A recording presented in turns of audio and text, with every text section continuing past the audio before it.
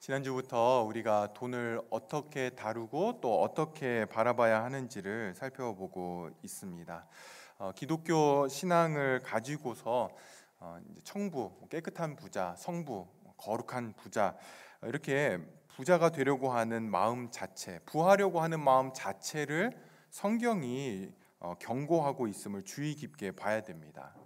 경건을 이익의 도구로 사용을 한다면, 기독교 신앙을 가지고 나에게 어떤 이익이 되는 것을 기대하고 있다라면 그것은 기독교 복음이 아닌 다른 교훈이고, 그것은 결국 파멸과 멸망에 빠지는 것이라고 성경이 경고하고 있습니다. 돈에 관해서 성도들이 가져야 될 가장 기본적인 마음은 자족하는 것입니다. 있는 것을 족한 줄로 아는 그 마음이죠. 단순히 그러면 금욕주의적인 삶을 살라는 것인가 라고 할 때 그것이 아니죠. 예수 그리스도 안에서 우리가 참된 만족을 얻었기 때문에, 선하신 하나님의 손길을 믿기 때문에 지금 나에게 주어진 것에 대해서, 그 소득에 대해서 만족하는 것, 그것은 경건에 있어서 굉장히 큰 유익이 된다라는 것입니다. 먹을 것과 입을 것, 의식주, 물론 먹고 입고 잘 곳, 이것만 말하는 것은 아니겠죠. 삶을 살아가는 데 있어서 기본적인 것이 해결이 되었다라면 나머지는 하나님 나라와 교회와 이웃과 성도들을 섬기라고 하나님께서 주신 은사로 알고, 우리에게 맡겨진 것이기 때문에 우리는 청지기로서 주인의 뜻에 합당하게 그 물질을 사용해야 된다. 이것이 성도들이 가져야 될 돈에 대한 마음입니다. 여러분, 한 주간 돈을 어떻게 그리고 어디에 사용하셨습니까? 블랙 프라이데이를 앞두고 목사님이 무슨 의도로 저런 설교를 하셔서 살 수도 없고 안 살 수도 없는 그런 상황이셨습니까? 사고 안 사고를 떠나서 모든 성도들은 돈을 사용할 때마다 항상 고민을 해야 됩니다. 이것이 나에게 맡겨진 것인데 청지기로서 주인의 뜻에 맞게 지금 이 돈을, 물질을 사용하고 있는지를 고민하는 것, 그것은 성도의 마땅한 모습입니다. 오늘도 계속해서 돈에 대한 말씀을 살펴보려고 하는데요. 오늘은 17절을 중심으로 우리가 좀 생각을 해보려고 합니다. 17절 말씀 우리 같이 읽겠습니다. 내가 이 세대에서 부한 자들을 명하여 마음을 높이지 말고 정함이 없는 재물에 소망을 두지 말고 오직 우리에게 모든 것을 후히 주사 누리게 하시는 하나님께 두면. 여러분, 여기 이 세대에서 부한 자들을 명하여라고 할 때 부한 자들이라고 해서 일론 머스크나 정주영 회장, 이건희 회장 이런 분들 생각하시면 안 됩니다. 여기는 먹을 것과 입을 것보다 더 가지고 있는 사람들이 다 포함이 됩니다. 저와 여러분이 포함이 되는 거죠. 여러분, 사람들은 아무리 많이 가지고 있어도 내가 부자다라고 스스로 생각하는 사람들은 많지 않다라고 합니다. 대부분 아무리 많아도 그냥 먹고 살 정도 가지고 있다, 조금 넉넉히 가지고 있다라고 이렇게 여긴다고 합니다. 그런데 여러분, 우리 중에 실제로 가장 가난한 사람이라고 할지라도 바울이 이 편지를 보냈던 그 에베소 교회의 가장 부한 자보다 훨씬 더 부유하게 살고 있다는 것을 알아야 됩니다. 지금 교회들이 일반적으로 누리고 있는 그런 모든 것들은요, 몇십 년 전만 해도, 10여 년 전만 해도 어느 교회도 누리지 못했던 것들을 우리는 누리고 있습니다. 교회사 속에서 가장 풍성한 시대를 지금 우리 교회는 누리고 있고 또 우리 자신들도 누리고 있습니다. 그런 면에서 여기 부한 자들이라고 하는 것은 다른 사람들의 이야기가 아니라 저와 여러분의 이야기라는 것을 알아야 됩니다. 여러분, 부한 자들에게 하나님이 하시는 말씀이 뭡니까? 정함이 없는 재물에 소망을 두지 말고 오직 우리에게 모든 것을 후히 주사 누리게 하시는 하나님께 두라. 이것이 부한 자들에게 주시는 말씀입니다. 여러분, 성경이 가지고 있는 이 재물의 문제, 돈의 문제의 핵심은 어디에 있냐면 우리의 소망을 어디에 두고 있는가 하는 것에 있는 것입니다. 무엇을 소망으로 삼고 있는가와 직접적으로 연결되어 있다라는 거죠. 모든 사람들은 다 소망을 가지고 살아갑니다. 소망이 없다라면 절망하게 되고 좌절하게 되죠. 그로 인해서 어떤 사람들은 어떤 중독에 빠지게 되고요. 또 어떤 사람들은 스스로 목숨을 끊기도 합니다. 근데 그것마저도 거기에 소망이 있다라고 해서 그런 것들을 하는 것이죠. 여러분, 재물에 소망을 둔다라고 하는 것은요, 돈이 줄 수 있는 것, 돈으로 얻을 수 있는 것에 소망을 둔다라고 하는 의미입니다. 조금 더 확장을 하면요, 돈이 주는 것이 나의 기쁨이 되고 나의 만족이 되고 나에게 행복을 준다라고 생각을 하는 거죠. 무엇보다도요, 하나님보다도, 하나님을 섬기는 것보다도 돈이 나에게 더 큰 기쁨을 준다, 돈이 나에게 더 만족을 준다라고 생각을 하는 것입니다. 여러분, 매일 복권 한 장씩 긁는 사람이 있다라고 합시다. 많이 있죠, 그런 분들. 그런데 그 사람은 아침마다 복권을 사고 긁으면서 뭔가를 기대하고 뭔가를 꿈꾸면서 그 일들을 할 것입니다. 가게 밖에 간판에 649이 이번 주에 50 million이다, 이런 간판을 보았다면 그거를 가지고 상상하고 생각하는 사람들이 있죠. 야, 50 million만 있으면, 내가 저거가 당첨만 된다라면 집도 사고 차도 바꾸고 이제는 더 이상 일하지 않아도 되겠네, 그냥 일하지 않아도 먹고 살 수 있겠네, 어떤 이런 기대와 소망을 가지고 그런 복권을 살 것입니다. 우리가 소망을 어디에 두고 있는가라고 하는 것은요, 우리가 아무런 그런 압박이나 프레셔가 없을 때에 우리가 머릿속으로 상상하는 것, 그런데 그 상상하는 것이 나에게 기쁨을 주고 어떤 만족을 주는 것들일 때, 그런 것이 우리가 소망하고 있는 것입니다. 그것만 있으면 얼마나 좋을까, 야, 지금보다 조금만 더 벌면 참 기쁠 텐데, 그러면 만족할 텐데, 어떤 이런 것들이 우리가 가지고 있는 기대와 소망입니다. 여러분, 사람이 소망을 갖게 되면 사람은 거기에 맞춰서 살게 됩니다. 그것을 목표로 하게 되죠. 삶의 방향도 거기에 맞춰지게 될 것입니다. 그런데 성도가 가져야 되는 소망은 무엇입니까? 우리가 지난 시간에 성도의 삶의 방향은 경건이다라고 말씀을 드렸습니다. 경건을 이익의 도구로 생각을 하면 안 되고, 모든 것을 경건을 위해서, 경건의 유익이 되는 것으로 사용을 해야 된다, 그렇게 방향을 맞춰야 된다라고 말씀을 드렸죠. 여러분, 경건이 뭡니까?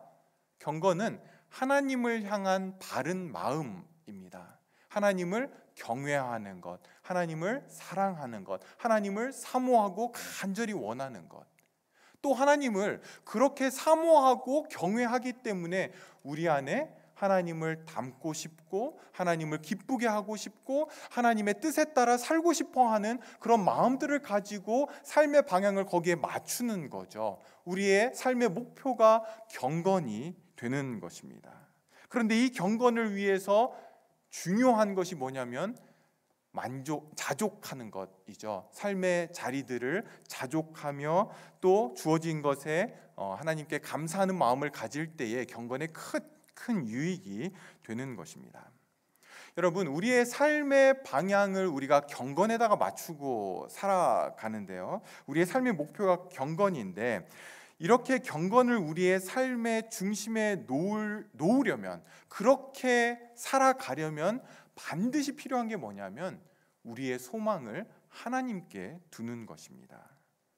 하나님이 나의 소망일 때에 우리는 경건을 추구하며 살아가게 됩니다.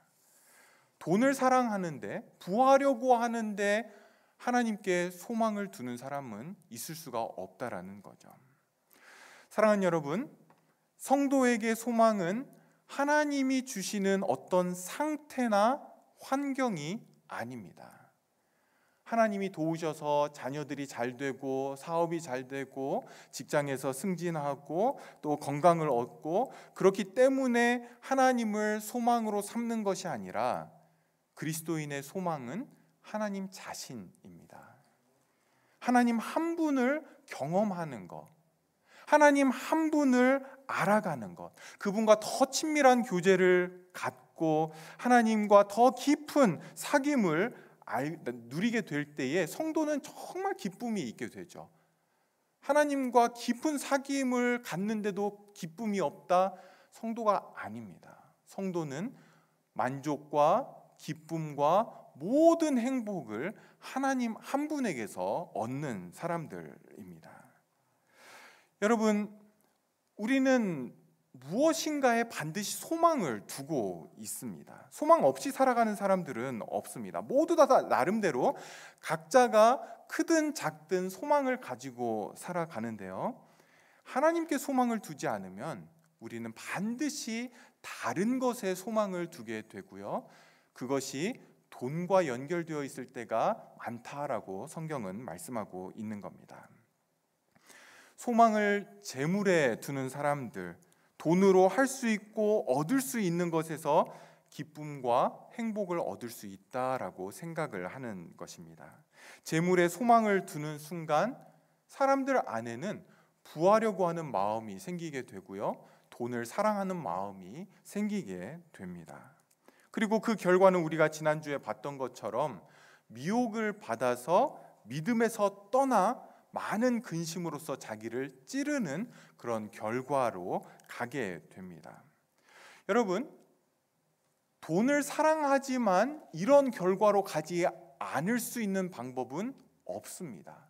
부하려고 하는 마음이 있는데 많은 올무로써 파멸과 멸망에 가지 않는 방법은 없다라는 것이죠. 돈을 사랑하고 부하려는 마음을 가지면 시험과 올무와 여러 가지 해로운 욕심에 떨어지게 되는 것입니다. 지금 성경이 말씀하는 것은 돈을 사랑하는데도 거룩함에 나아가고 경건에 갈 수 있는 방법이 있다, 이걸 이야기하는 게 아닙니다. 그런 방법은 없다라는 거죠.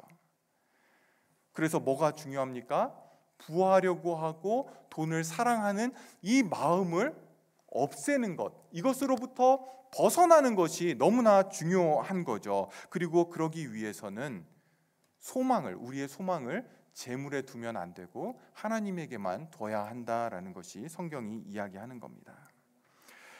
여러분, 예수님은 하나님과 재물을 겸하여 섬길 수 없다라고 그렇게 말씀을 하셨죠.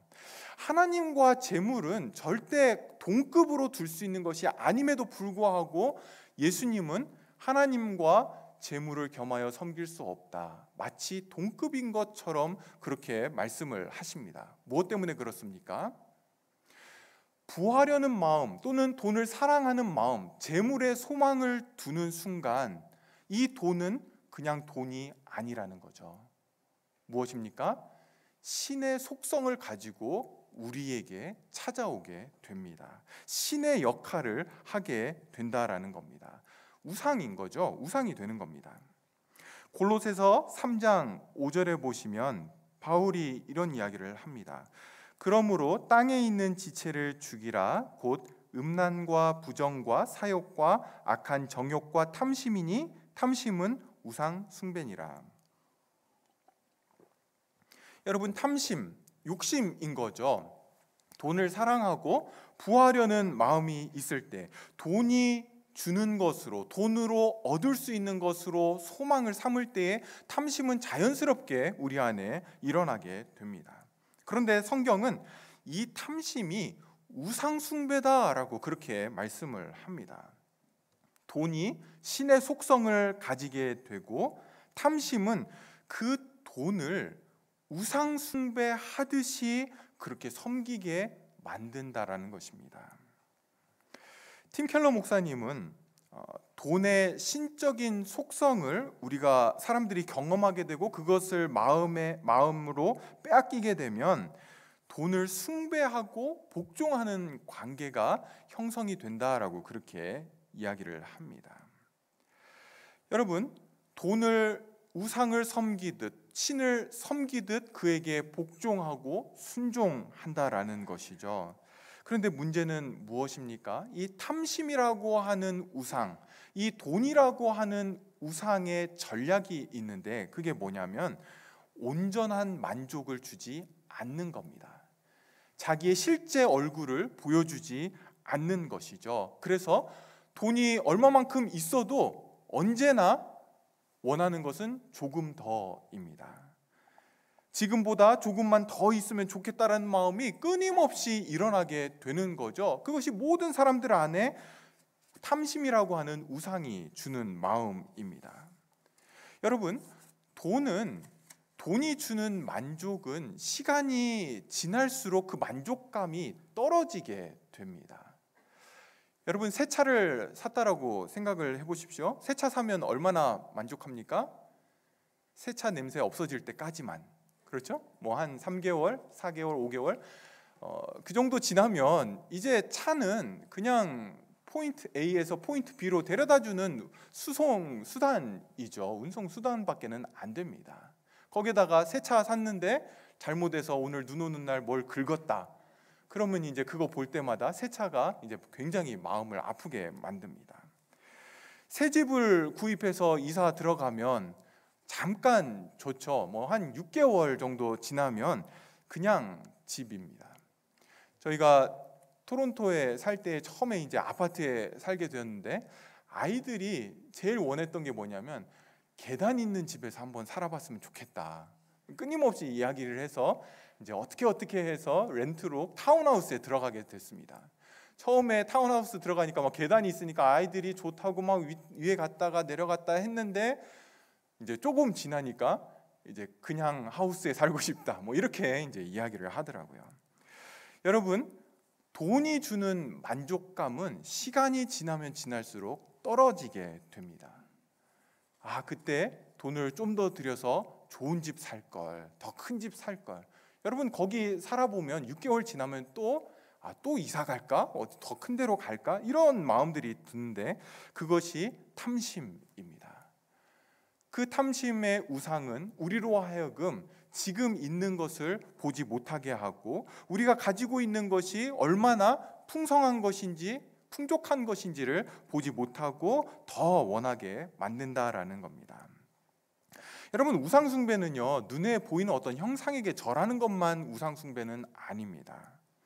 존 칼빈은 사람의 마음이 우상을 찍어내는 공장과 같다, 우상 공장이다라고 그렇게 이야기를 합니다. 그것만 있으면, 그것만 얻으면 정말 든든할 것 같고 만족할 것 같고 이만큼만 통장에 있으면 정말 기쁠 것 같은데 이제 더 이상 내가 욕심 안 부릴 것 같은데 하는 그것이 우상입니다. 그리고 그걸 어디서 만들어냅니까? 우리의 마음에서 끝없이 만들어낸다라는 거죠. 하나님의 자리에 대신 앉히는 것, 그것은 뭐든지 우상이 될 수 있습니다. 하나님보다 여러분에게 더 중요한 것, 하나님을 예배하는 것보다 여러분에게 더 기쁨을 주고 더 만족을 주는 것, 우상입니다. 여러분, 이 우상은 우리의 마음에서 만드는 것입니다. 그로 인해서 자식이 우상이 될 수도 있고요.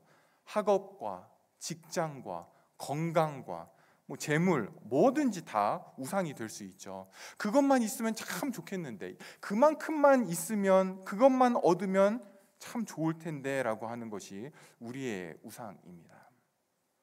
여러분, 그 모든 것들은 우리가 하나님에게만 둬야 되는 것들이죠. 하나님에게서 얻어야 될 것들을 우리가 다른 것들에서 기대하는 것, 그것이 우상 숭배입니다. 여러분, 성경은 유독 다른 죄들보다도 이 탐심이 우상 숭배다라고 꼭 꼬집어서 그렇게 우리에게 지적을 하고 있습니다. 왜 그렇습니까? 다른 죄들과 달리 이 탐심은 스스로가 자각하기가 쉽지가 않습니다. 여러분, 다른 죄들을 한번 보십시오. 이렇게 도둑질하고 싶은 마음, 그것은요, 도둑질할 때부터 자기가 도둑질한다라는 걸 알고 있습니다. 간음을 행한다, 외도를 한다, 이것은 그때 이미 알고 있죠. 이거 내가 지금 간음하는 거다, 외도하는 거다, 잘못이라는 거 알고 있습니다. 그런데 탐심은 알아차리기가 쉽지가 않습니다. 왜냐하면 우리가 살고 있는 환경이 캐나다 에드먼턴입니다. 그러다 보니까 우리 주변에 보이는 사람들은 다 우리와 비슷한 사람들인 거죠. 그런데 우리의 눈이 가는 곳은 어디입니까? 우리보다 조금 더 잘 사는 사람, 조금 더 잘 가진 사람들, 이런 사람들에게 우리의 눈이 가고, 나도 캐나다 에드먼턴에 사는데 나도 저 정도는 가지고 있어야 되지 않나? 저 정도 집에는 살아야 되지 않나? 저 차는 굴려야 되지 않나? 라고 하는 마음들이 우리 안에 생기게 됩니다. 이거는 욕심이 아니라 그냥 여기 살면은 이 정도는 누려야 돼라고 하는 그런 마음들이 우리 안에 생기게 된다라는 거죠. 탐심은 자기를 딱 가리고 탐심을 갖고 있다라는 것을 알지 못하게 그렇게 만듭니다. 우리 교회가 후원하는 선교사님 중에 감비아에서 사역하는 유만희 선교사님이 계시는데요. 이 선교사님은 저랑 굉장히 친한 친구입니다. 근데 이 유만희 선교사님이 이제 토론토에 있을 때 계속 알아왔던 친구이고, 거기서 공부를 마치고 이제 감비아에서 신학교 사역을 하고 계시는데요. 그래서 자녀들이 여기에 있다 보니까 종종 이제 몇 년에 한 번씩 이렇게 들어오셔서 이제 만나게 됩니다. 이 선교사님이 들어오시면 하는 이야기가 뭐냐면, 감비아는 아프리카 안에서도 가장 못 사는 나라 중에 하나라고 합니다. 굉장히 어렵게 사는 그런 나라인데, 선교사지만 그리고 돈이 넉넉치 않지만 감비아에 있으면 자기가 최고 부자처럼 그렇게 느껴진다고 합니다. 그래서 사람들도 또 그렇게 여겨서 뭐 이렇게 도움을 구하기도 하고, 그런데 이렇게 캐나다만 오면, 토론토만 오면 자기가 제일 가난한 사람인 것처럼 자기도 생각이 들고, 또 교회 성도들도 그렇게 여기고, 그래서 이렇게 이렇게 또 도움을 주기도 하고 그런다라고 하면서 자기는 빨리 감비아에 가야 부자처럼 살 수 있지 토론토에는 못 있겠다, 뭐 이렇게 이제 이야기를 하십니다. 여러분, 우리가 살고 있는 이 환경은 우리의 탐심을 보지 못하게 만듭니다.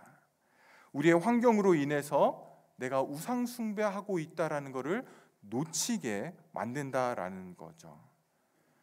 이 정도 해놓고 살아야 되는데, 저 사람도 저 정도라면 나는 그래도 저 정도 해야 되지 않나? 끊임없이 우리의 안에는 나보다 더 잘 사는 사람들이 눈에 들어올 것이고, 거기에 맞춰 사는 것이 합당한 것이다 라고 하는 마음이 생기게 됩니다. 탐심이죠. 여러분, 우리 마음은 합리화하는 것을 좋아합니다. 어떻게 하든 정당화하려고 하죠. 우리가 탐심이라고 그걸 지적한다라면, 아니 저분도 저 정도는 하고 사는데 가장 기본적인 것 아닙니까? 라고 하면서 우리의 비교의 대상을 그 계층의 사람들에게 맞추고 살아갑니다.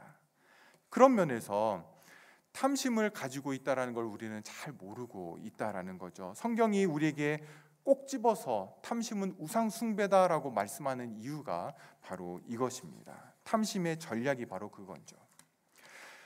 누가복음 12장에 가면 예수님께서 한 어리석은 부자에 대한 비유를 말씀을 하십니다. 농사를 열심히 지었는데 그 해에 풍성한 소출을 얻게 되죠. 추수해서 보니까 굉장히 많은 것을 얻었습니다. 창고가 있었는데 거기에 다 넣을 수가 없어서 그 창고를 헐고 새로운 큰 창고를 짓고는 거기에다가 소출도 다 집어 넣어놓고 물건도 다 집어 넣어놓고는 이제 일이 끝나고는 이렇게 이야기를 하죠. 영혼아, 내가 여러 해 쓸 물건을 쌓아두었으니 이제 먹고 마시고 즐기고 뭐 행복을 누리자, 즐거워하자, 이렇게 이야기를 합니다. 우리도 그런 생각을 할 수 있죠. 은퇴할 때쯤 되어서 CPP 이 정도 내고 또 노후연금도 들어놓고 RRSP 이 정도 있으면 내가 뭐 그래도 죽을 때까지는 또는 어느 정도까지는 먹고 살 수 있겠구나, 내 영혼아 즐거워하자, 이렇게 생각을 할 수 있습니다. 그런데 여러분, 주님이 이 비유를 왜 말씀하셨느냐 하면 누가복음 12장 15절에 이렇게 이야기하시면서 이 비유를 시작하십니다. 그들에게 이르시되 삼가 모든 탐심을 물리치라. 사람의 생명이 그 소유에 넉넉한 데 있지 아니하니라. 삼가 모든 탐심을 물리치라.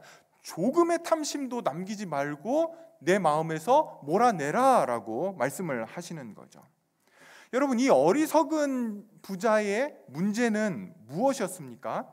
탐심이었는데 그 탐심이 오는 것은 어디에 있었냐면 자기 생명이 소유에 넉넉한 데 있다라고 그렇게 여긴 것이었습니다. 이게 무슨 뜻입니까?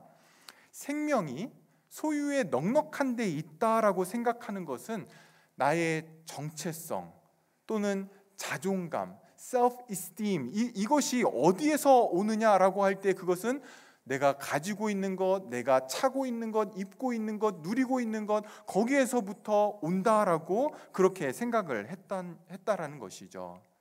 내가 가지고 있는 돈으로 뭘 입고 뭘 먹고, 내가 가지고 있는 돈으로 어디까지 가봤고 어디까지 뭘 해봤고, 이런 것들을 드러내고 이런 것들이 남들 앞에 보여지는 것, 그것이 내가 누구인지를 보여준다라고 여겼던 것입니다.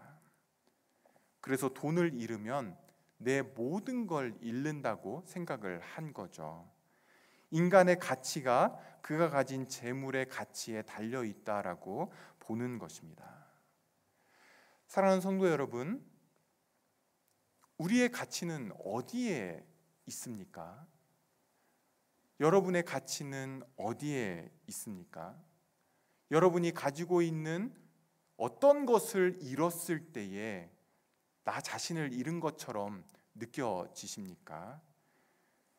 그것이 나의 생명이라고, 소유의 생명이 거기에 있다라고 보고 있는 겁니다. 팀 켈러 목사님은 성경을 보면서 우상 숭배하는 사람들에게 보여지는 세 가지 모습이 이런 것이다라고 이야기를 합니다. 첫째는 우상을 사랑하고, 둘째는 우상을 신뢰하고, 셋째는 우상에게 순종한다, 이렇게 이야기를 합니다. 여러분, 탐심을 가진 사람들은 돈을 사랑해서 어떻게 하면 돈을 벌 수 있을까? 어떻게 하면 돈을 더 불릴 수 있을까? 벌면 이걸 가지고 뭘 할 수 있을까? 끊임없이 생각하죠. 그것이 돈을 사랑하는 마음입니다. 돈에 대한 생각이 떠나지를 않는 겁니다. 또 돈을 신뢰하기 때문에 자신의 안전, 자신의 어떠한 편안한 삶, 그런 것들을 돈을 통해서 얻을 수 있다라고 생각을 하죠. 신뢰하는 겁니다. 또 돈에게 순종합니다. 돈의 종이 되죠. 돈을 섬기고 돈의 노예가 되는 겁니다. 돈을 얻을 수만 있다라면 뭐라도 팔아서 돈을 얻으려고 합니다. 양심도 팔고요, 도덕적인 것도 팔고요, 인간적인 관계도 팔아서 돈을 얻는 것, 심지어 경건을 이익의 도구로, 기독교 신앙을 사용해서 어떤 자기에게 이익이 되는 것으로 사용을 하는 겁니다. 팀 켈러 목사님이 또 하나 이야기하는 게 뭐냐면요, 탐심이 우상숭배라고 할 때에 이 우상숭배는 두 가지로 나타나게 되는데, 우상에는 표면적 우상이 있고 근원적 우상이 있다라고 말을 합니다. 표면적 우상은요, 겉으로 드러나고 있는 우상입니다. 그래서 돈이 우상이 되기도 하고 자녀가 우상이 되기도 하죠. 그런데 이 근원적 우상은 뭐냐면 그 우상 숭배를 하는 마음의 동기가 무엇이냐가 우상이 된다라고 이야기를 합니다. 그런 면에서 돈을 쓰지 않고 굉장히 아끼고 검소하게 전략하는 사람도 우상 숭배를 하고 있는 것이 될 수 있습니다. 돈을 우상으로 섬길 수 있다라는 거죠. 여러분, 안전하게 사는 것, 내 삶을 통제할 수 있는 것이 돈이라고 생각한다라면, 어떤 문제가 일어났을 때 이걸 통제하려면 돈이 있어야 돼라고 생각해서 아끼고 전략하고 은행에다가 저금을 해둔다라면 그것 역시 돈이 우상입니다. 표면적인 우상은 돈이죠. 그런데 근원적인 우상은 안전, 내 삶을 통제하는 것, 이것이 우상이 되는 것입니다.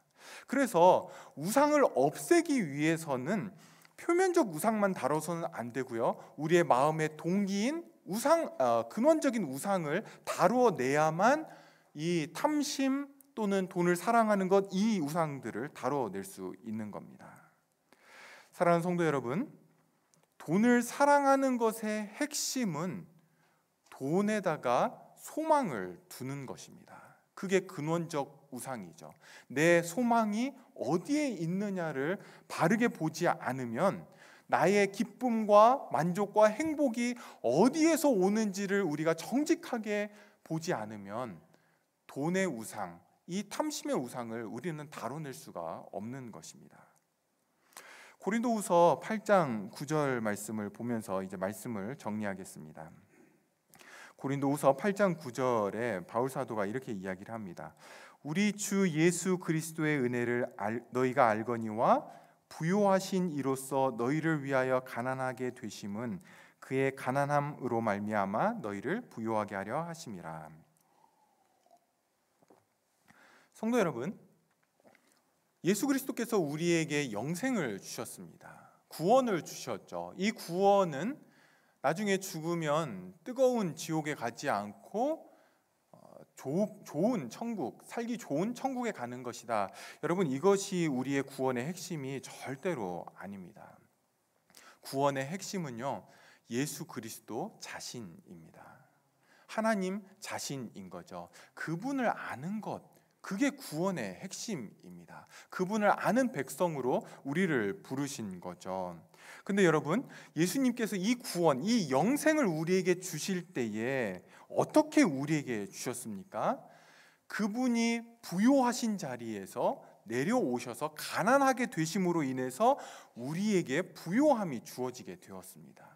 그분이 부요한 자리에 그냥 그대로 계속 있었더라면, 그분의 부요하심을 그대로 킵하셨더라면 우리가 부요하게 되는 영생은 얻을 수 없었다라는 거죠. 그런데 그분은 우리에게 영원한 생명을 주기 위한, 그 부요함을 주기 위한 그것을 주기 위해서 부요한 자리에서 내려오셨다라고 말씀을 합니다.